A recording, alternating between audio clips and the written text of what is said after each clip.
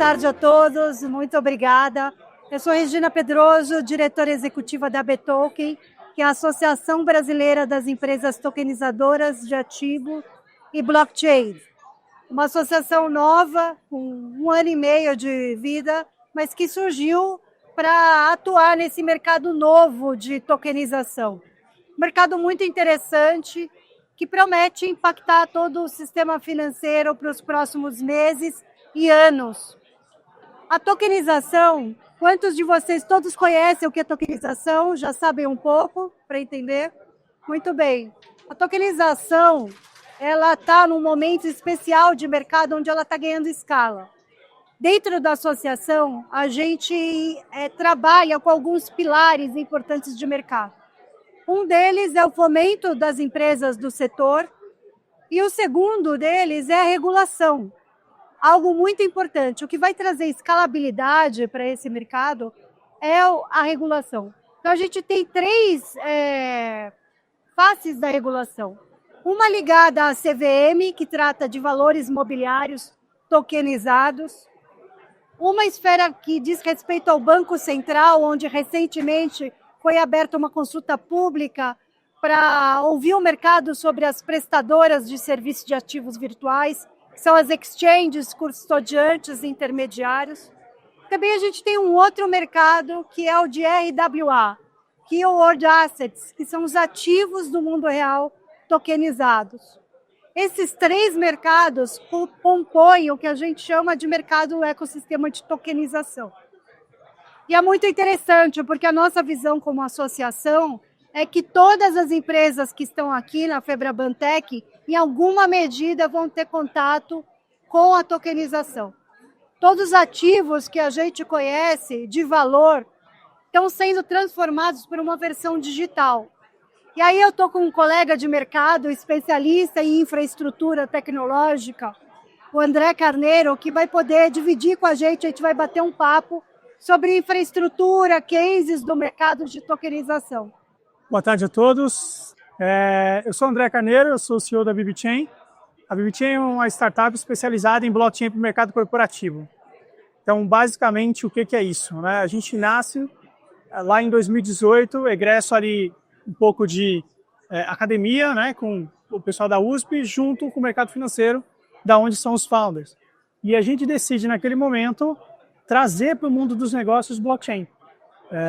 Hoje talvez seja até mais comum a gente estar discutindo tokenização, mas naquele momento a única coisa que a gente falava sobre blockchain era criptomoeda. Então eu brinco que quando a gente fala que a BBChain é uma startup especializada em blockchain no mercado corporativo, foi uma maneira da gente sair da seguinte pergunta: mas você tem Bitcoin? Você vende Bitcoin? Então a gente saiu dessa história e a gente está aí nos últimos 5, 6 anos ajudando as empresas a entenderem o mercado, entenderem de tokenização e trazer casos de reais. Né? Acho que uma característica muito forte que a própria BBChain tem no seu DNA é sempre estar entregando cases no mercado. A gente vai ter a chance aqui de conversar sobre alguns cases que a gente vem trabalhando, cases de mercado. A gente estava aqui meio que o microfone ainda aberto, discutindo agro, discutindo qual case que a gente traz aqui, mas vai ser bacana conversar com vocês e trazer um pouco do que a gente está acontecendo, do que está acontecendo no mercado financeiro. A gente está, eu diria que até a cabeça em termos de projetos nesse segmento, mas a gente acredita ainda um pouco do que você trouxe, que são os real world assets. Tem espaço para muita coisa, né? A gente ainda vê bastante espaço em agro, a gente ainda acha o mercado de energia extremamente tímido. Agro, energia estão extremamente tímidos nesse segmento, e a gente vê o mercado financeiro já despontando. Até aí nada de anormal, né? Que é o normal do mercado financeiro, ele está à frente tecnologicamente, e a gente vai trazer aqui alguns cases para vocês. É isso aí, André. A tokenização, ela afeta o mercado de várias formas, otimizando processos. Todos os processos que a gente conhece, tradicionais, processos operacionais, são condensados em códigos, codificados e escritos dentro do token. Ali vocês devem ouvir a palavra contratos inteligentes. Nada mais é que são códigos auto-executáveis de regras de operação do mercado. Qual que é o resultado final de tudo isso? Eficiência, redução de custo e uma melhor performance no setor financeiro como um todo. Um outro aspecto que vale a pena destacar em tokenização de mercado financeiro são as promessas da tokenização. E uma delas é crédito, geração de mais oportunidade de crédito e democratização das oportunidades de investimento. E aí eu devolvo para você, André. Fala um pouco de um case que a BB Chain está conduzindo, que um pouco que ilustra esse ganho de eficiência que a tokenização traz para o mercado. Acho que hoje a gente tem um case que é bem marcante nesse segmento, que a gente está conduzindo no contexto do Drex, né? A gente está conduzindo esse case junto com a BBC, que é a Associação Brasileira de Bancos, que congrega ali os bancos S2, bancos porte médio, né? Que, diga-se de passagem, é a maioria, né? A maioria dos bancos. Então, no contexto do Drex, a gente está conduzindo um case de CCB, que é a cédula de crédito bancário, que é o principal instrumento em que os bancos utilizam quando eles dão crédito, né? Então, no final do dia, você vai lá e compra alguma coisa, faz um crédito contra o banco e talvez você nem perceba, mas o final disso é a geração de uma CCB. Qual que é o diferencial, né, nesse contexto? Porque, às vezes, e a gente vem passando muito por isso no tempo de tokenização, que é, você faz uma tokenização superficial, vamos colocar esse termo, que é, você já fez aquilo no papel efetivamente, e aí você só faz um token representativo daquilo no blockchain. Nesse caso, o que a gente está discutindo? A gente está discutindo um token nativo. Então, nasce a emissão da CCB, nasce tokenizada, do zero, nasce a distribuição, mercado primário, secundário, que é um mercado que é super difícil, né, para negociação de títulos de bancos. A gente já vem com esse processo onde se questiona, inclusive, eficiência. Por exemplo, se eu nasço com uma CCB dentro de uma infraestrutura que já é de blockchain, como vai ser o cenário de registro? Porque ela já está registrada. Exato. Então, você tem um ganho de eficiência nesse cenário. Como é que vai ser, eventualmente, alguns papéis que você tem hoje, porque eles deixam de ser realmente necessários? E aí você tem espaço para novos. Por exemplo, mercado secundário é um caso que é interessante. Você fala assim, poxa, mas o que isso tem a ver comigo? O que isso impacta no meu dia a dia? Eu, como cidadão, como a CCB que o Carneiro está falando, que nasce lá num projeto do Drex, impacta o meu dia como pessoa? Crédito mais barato. Exato. O custo de emissão do crédito fica menor. O processo de reconciliação e liquidação se torna mais dinâmico. A competitividade fica maior. Por exemplo, o mercado secundário é um mercado interessantíssimo. O banco fez uma emissão, ele eventualmente quer se desfazer daquilo por uma taxa e quer emitir novos créditos no mercado. Havendo um mercado secundário, isso existe muito hoje em recebíveis no geral, Sim. Mas você teria todo esse mercado. Então, esse é o tipo de cenário que a gente acha que é muito longe do nosso impacto, né? Muito longe do nosso ponto de apoio, que está acontecendo num cenário efetivo e que vai impactar no nosso dia a dia. Tá? Isso vai dar competitividade, vai dar um mercado mais amplo e a gente ainda está fazendo um adendo aí nessa jornada, que acho que a gente vai discutir em outro momento, que é a questão de privacidade. Estamos discutindo bastante coisa sobre privacidade nesse contexto que a gente está trabalhando, e a gente espera aí que em breve a gente consiga já soltar no mercado aí, via BBC, toda essa estrutura para o mercado ter como uso. E talvez você não perceba isso no seu dia a dia. Eu costumo fazer uma boa analogia que a gente explica como blockchain para humanos, que se tudo der certo você não deveria perceber, deveria ser como a luz. Ninguém aqui está preocupado em corrente alternada e contínua, mas está todo mundo usando energia elétrica.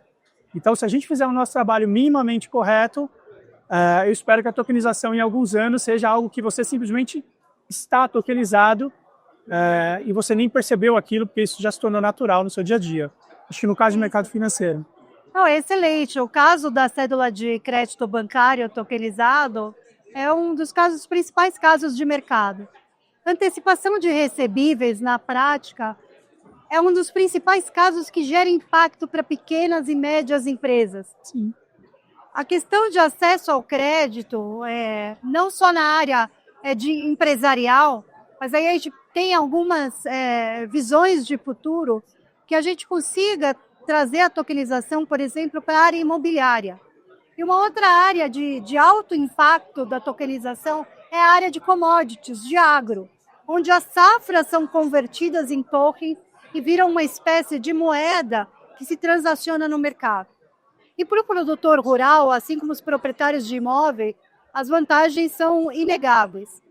Agora, blockchain e tokenização vai além de tudo isso. Tem um ganho secundário, André, que é muito importante, que é a rastreabilidade. Sim. E a transparência. E a BB Chain também tem um case que ilustra o que eu vou falar, que é você escrever nesse livro diário, né? Blockchain é popularmente conhecido como um livro diário, e eu tenho uma particularidade da minha história, eu sou uma ex-dona de cartório. Então, imagina, é um registro muito fiel ao que acontece aos livros de registro escriturais do mercado financeiro e dos cartórios. E aí a questão da rastreabilidade se torna relevante por conta da transparência de toda a cadeia de vida desse ativo. E aí eu queria que você compartilhasse com eles aquele exemplo que você me deu. Sim, hoje a gente está trabalhando com um produto que chama Tracker. A ideia do Tracker é exatamente isso, né? A gente vem trabalhando há muitos anos nessa jornada e sempre alguém quer rastrear alguma coisa. E aí a gente pensou, poxa, ok, como é que eu faço isso de uma maneira que eu consiga atender o pequeno e médio a um grande cara? Então a gente soltou o Tracker e, mais recentemente, a gente fez uma adequação desse produto para uma regulação europeia que entra a partir do próximo ano, que é interessante estar atento, que chama-se DPP, Digital Product Passport. É um passaporte digital dos produtos. Basicamente, a regulação vai determinar que, quando você tiver um determinado produto, é importante que ele tenha um registro de onde ele o que aconteceu com ele, como está essa cadeia, até para você saber cenários de importação ilícita, uso de materiais, reciclagem e todo esse cenário. E aí, como é que a gente conseguiu juntar as duas coisas, né? Que é sempre legal quando a gente consegue juntar as duas coisas. A gente conseguiu juntar, junto com um cliente nosso, rastreabilidade, então ele pega lá a cadeia dele produtiva de agro e ele começa rastreando essa cadeia, do início da produção, o lote, a área, com bastante coisas de geolocalização, certificados ambientais, então tudo isso vai ficando registrado no processo. Em determinado momento, ele vai fazer uma emissão de grãos futuros, né, que a gente está acostumado, que são as clássicas CPRs, né? Isso. A gente acha que nunca as coisas são desconexas, né? Na hora que ele vai emitir a CPR, ele não só emite uma CPR de um grão, como ele dá a história daquele grão inteira. Então, isso tem um valor agregado para quem está comprando. Isso não é teoria, isso é dinheiro no bolso. Isso. É dinheiro no bolso. Exatamente. Custa tanto por quê? Porque tem o certificado A, B, C, tem essa cadeia de rastreabilidade e está entregue dessa forma. No final, é uma CPR no mercado financeiro. Não, é excelente, André. E tem um mercado que é de alto impacto, que é o mercado ESG, de sustentabilidade. Perfeito. Ao lado de vários ativos financeiros, a gente tem os ativos verdes, que não deixam de ser ativos financeiros de valor econômico. E como que você faz toda essa cadeia de valor de ativos de sustentabilidade e verdes na blockchain, né? Essa rastreabilidade que o André acabou de exemplificar. E teve um efeito super bacana, né? Porque a sacada que a gente teve junto com esse cliente foi de fazer o conceito de árvore, né? Eu lembro que meu sócio falou assim, não, a explicação é que é um grafo. Aí eu falo assim, tudo bem, quem é de engenharia vai no grafo bem. Mas pensa numa árvore. Então, a rastreabilidade nesse modelo que a gente começou a brincar com esse cliente, ela pode começar em qualquer local. E ela não tem um ponto fim.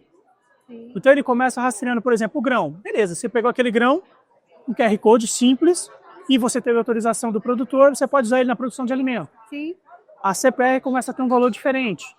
E tem um desdobramento que começou a surgir, que você pegou super bem, na hora que você emitiu aquele grão, você inclusive consegue dizer qual foi a pegada de carbono que aquela área deixou ou o quanto ela conseguiu retirar de carbono.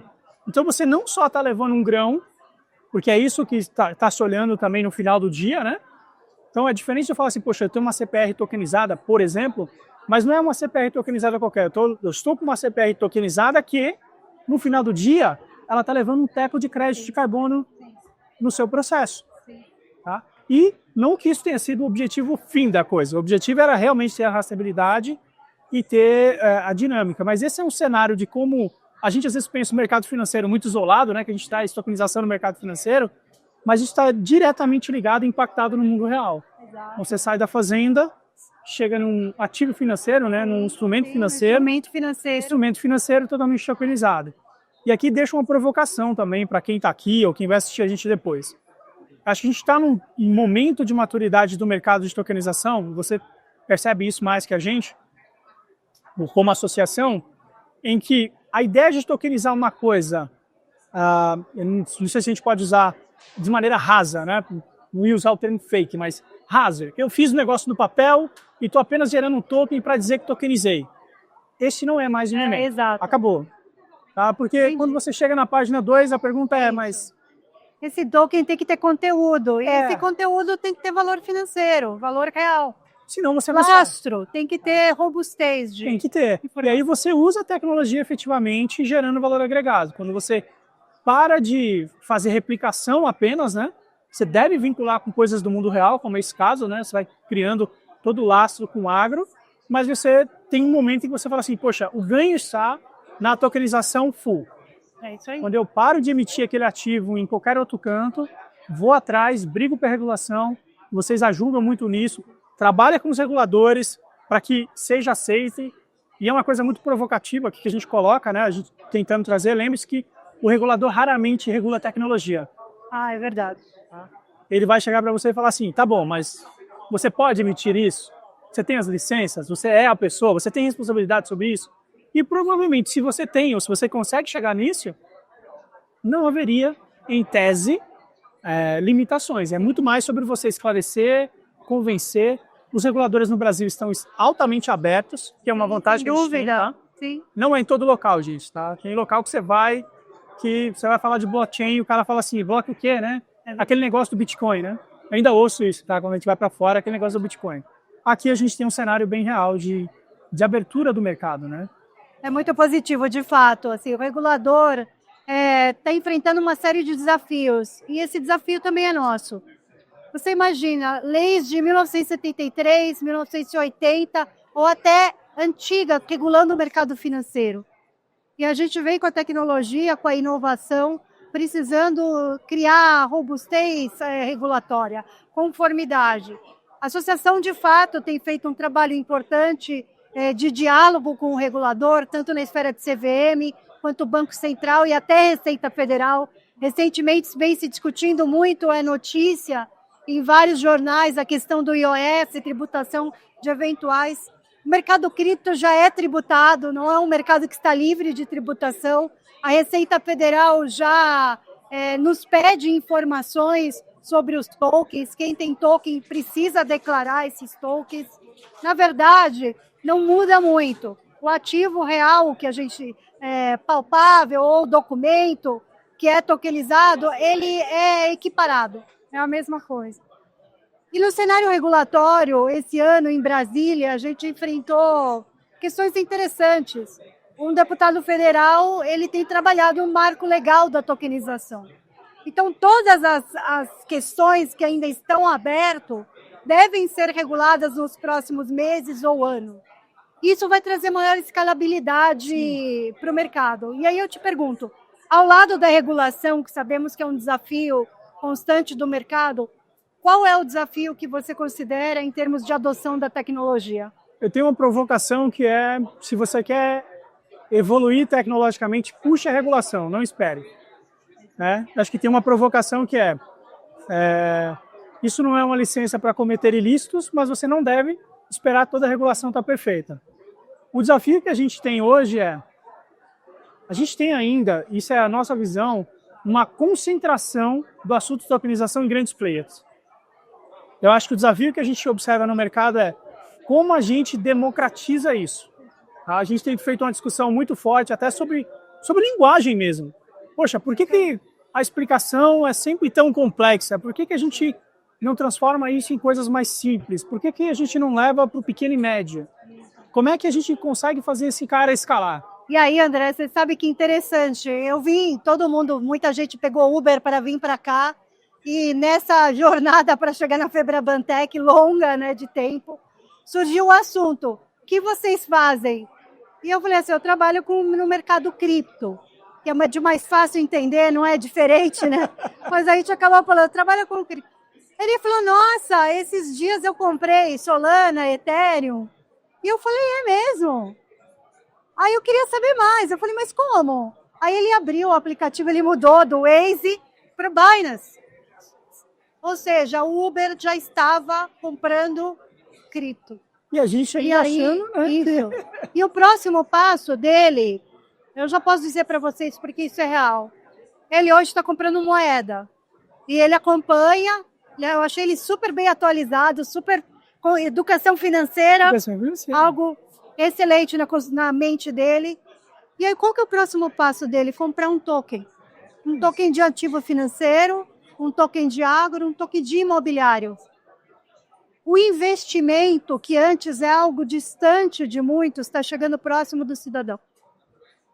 E aí tem um outro tema, antes da gente encerrar, que eu queria também dividir com vocês. Tem se discutido, André, o uso de stablecoins no mercado financeiro para facilitação da tokenização. A stablecoin não é só para remessa ou pagamentos transfronteiriços internacionais. A stablecoin pode ser usada como infraestrutura por detrás de um pagamento dentro de uma plataforma tokenizada. Sim, eu acho que faz muito sentido, né? A gente tem aí iniciativas governamentais, que é o BREX, que a gente espera que continue e ande e breve esteja aí disponível, mas ao mesmo tempo a provocação que a gente fez, a gente não pode ficar esperando, né, apenas os reguladores que estão juntos, mas stablecoin é uma ótima saída. Por quê? Ok, você trabalha com stablecoins, trabalha com alternativas, de certa forma isso provoca o mercado, né? Fala assim, olha, vamos lá, o mercado está andando. Tem uma provocação também ímpar, né? Não é algo que precisa ser provado que funciona, né? Você tem stablecoins rodando há alguns anos, tá? Tanto quanto moedas aí de alguns países pequenos. Você tem isso rodando já há algum tempo. E aqui tem um ponto que agora, assim, talvez a preocupação que a gente tem, que acho que a regulação tem que andar, ao todo mundo entrar com stablecoin, a gente corre um risco de stable memes, eu vou chamar desse nome, né, para não dar outro termo em inglês. Mas a gente tem algumas preocupações nesse cenário. Mas é uma alternativa tecnológica viável, razoável e, pasmem, não é complexo e não demora tanto tempo para colocar no ar. A gente tem um case que a gente trouxe aqui já algumas vezes, que agora vai acontecer o segundo ano, literalmente o segundo ano, é o segundo ano de um grupo escolar que a gente tem como cliente, está utilizando uma carteira digital com uma wallet para os seus eventos dentro da escola. Então a criança tem uma wallet mesmo. Agora com a proibição do celular, eles usam um wearable, né, que é um reloginho lá que a criança paga com o negócio, ou seja, a criança já tem isso, a criança já tem token. Então ela compra token na Minha filha, ela tem token há muito tempo, desde o Roblox. O Roblox não deixa de ser token. É isso. É muito simples. E agora a gente tem uma provocação que foi, no ano passado eles fizeram e agora eles fizeram de novo. Eles pegam um evento com X mil, 4 escolas, X mil pessoas, e eles arrancam completamente o dinheiro da escola e começam a utilizar só as carteiras. Só digital. É o token, rodando lá para cá, ele cria ali temporariamente uma moeda só para aquele evento. Essa moeda roda naquele momento do evento. Terminou, ele queima, devolve os PIX para as carteiras que terminaram, que sobraram dinheiro, a um custo infinitamente baixo, com exatamente 3 semanas de desenvolvimento. É isso aí. É isso. E oportunidades desse mercado, que é algo importante para todos. Oportunidade para quem está trabalhando no mercado, de entender melhor esse tema e ajudar a empresa ou sua equipe, seu departamento nessa transformação digital. E para quem é líder e não começou a trabalhar com o tema, iniciar. Porque é muito interessante, a velocidade da inovação ela está cada vez maior. Antes, o ciclo de inovação de uma empresa era mais lento, hoje está muito mais rápido. E a gente que está no mercado tem uma percepção de urgência, para que o mercado financeiro, de fato, inicie a transição para as novas tecnologias. A gente tem, ao lado de AI, a questão da adoção do blockchain, da tokenização. A gente tem a RTM como um provedor de qualidade de infraestrutura. Eu acho que vale a pena sempre entender e dar um passo em direção à inovação. É isso. A gente está aqui no stand da RTM, acho que é legal você procurar o pessoal. Se você tem um case de blockchain, alguma coisa que você está a fim de rodar, a RTM fornece um serviço de blockchain como serviço. Sim. Então você consegue rodar uma infraestrutura inteira de blockchain ligada ao mercado financeiro. Então, basicamente, a RTM é um hub do mercado financeiro, está ligado em todo o mercado financeiro. Então, ao invés de você ter que começar do zero, né, é bem melhor você começar com uma infraestrutura pronta. E começar com segurança. Algo que é muito importante é tomada de decisão no sentido da escolha da infraestrutura adequada. E trabalhar com empresas com reputação, com infraestruturas sólidas, regras de compliance é um passo essencial para a proteção de dados, cybersecurity, tudo que envolve o mercado e a inovação. Acho que é isso, pessoal. Deixamos o tempo perdido no tempo.